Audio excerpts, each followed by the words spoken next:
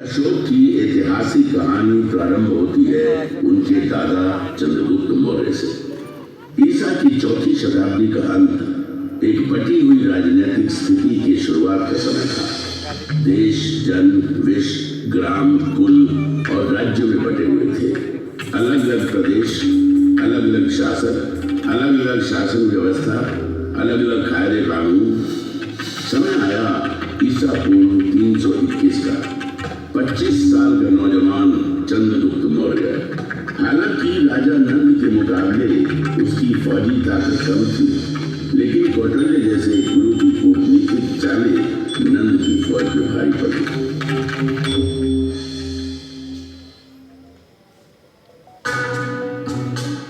सुनो चंद्रगुप्त, तुम्हें अगर नंद का समूह नाश करना है तो धैर्य से काम लेना होगा और जैसा मैं कहता हूँ वैसा ही करना होगा।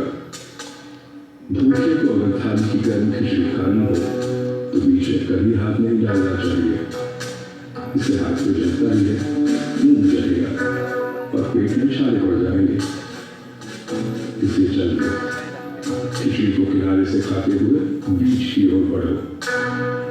इस तरह बिना खुद को आहत किए तुम आखिरी दाने तक को खा सकते हो। ठीक उसी प्रकार तुम्हें नंद के राज्य पर विजय प्राप्त करनी है। मेरे बताए मार्ग पर चलो, वो समय दूर नहीं जब सत्ता का केंद्र तुम्हारे हाथ में होगा। तुम अधिपति बनोगे। चंद्रगुप्त ने कौटल्य के बताए मार्ग पर चलना शुरू कर दिया। सीमावर्ती क्षेत्रों के साथ छेड़छाड़ शुरू हुई। लक्ष्य था केंद्र पर अधिकार जमाना। गंगा किनारे का प्रदेश चंद्रगुप्त की मुट्ठी में आ गया।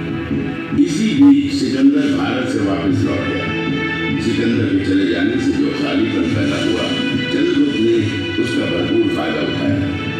चंद्रगुप्त उत्तर पश्चिम की तरफ बढ़ता चला। इन प्रदेशों को तेजी से अपने कब्जे में करता सिंधु नदी तक क्या पहुंचा।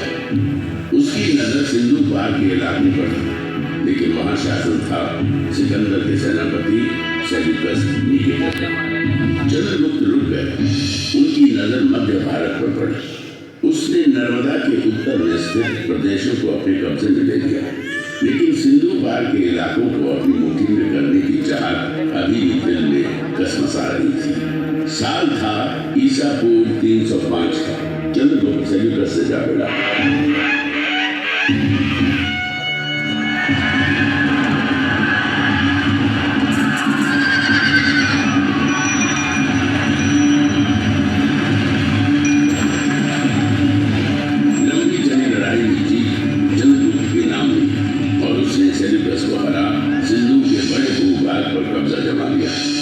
बंगाल से लेकर हिंदू कुश और हिमालय से लेकर नर्मदा तक के प्रदेश चंद्रगुप्त की छत्र छाया में आ गए। एक नए युग, नई व्यवस्था ने बीज से पौधे का रूप दे दिया।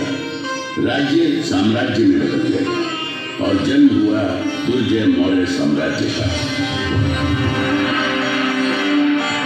ऐसा कहते हैं कि अपने जीवन के अंतिम काल में चंद्रगुप्त मौर्य जैन सन्यासी बन गए। अपना साम्राज्य अपने पुत्र बिंदुसार को सौंप जैन मुनियों के साथ दक्षिण की ओर चले गए तथा जैन रीति के अनुसार अनाहार द्वारा अपने जीवन का त्याग कर दिया। चंद्रगुप्त के बाद बिंदुसार ने विशाल मौर्य साम्राज्य की बागडोर अपने हाथों में ले ली।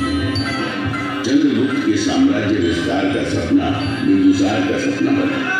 उसने दक्षिण पर आक्रमण कर मौर्य साम्राज्य का विस्तार सुदूर दक्षिण में मैसूर तक कर दिया। उसने बंगाल की खाड़ी और अरब सागर के बीच के समस्त प्रदेशों को जीतकर मौर्य साम्राज्य के अधीन कर दिया। भारत के विशाल भूभाग पर मौर्य के रथ की विजय पताका लहराते दौड़ने लगी। लगभग सारा उपमहाद्वीप मौर्यों के कब्जे में आ गया। सिर्फ एक क्षेत्र था जो अब भी उनकी पहुंच से बाहर था। वो था पूर्वी तट कलिंग। कलिंग आजाद अविजित था। उसने विजयी मौर्य रथों को अपनी सीमा में घुसने नहीं दिया था। कलिंग की सीमा पर अब भी कलिंग का ही ध्वज लहरा रहा था।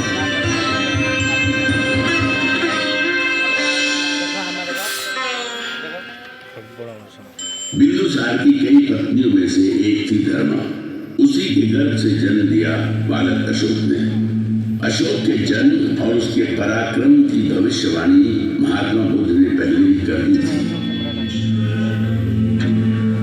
एक ऐसा राजा इस धरती पर जन्म लेगा जो पराक्रमी होगा, धर्म ध्वजा को थामेगा और धर्म के विचार को सागर पार कर ले जाएगा। भविष्य अशोक की राह देख रहा था। अपने कई भाइयों में छोटा अशोक मेधावी था। गुरु की बताई बातों को फौरन समझ लेता।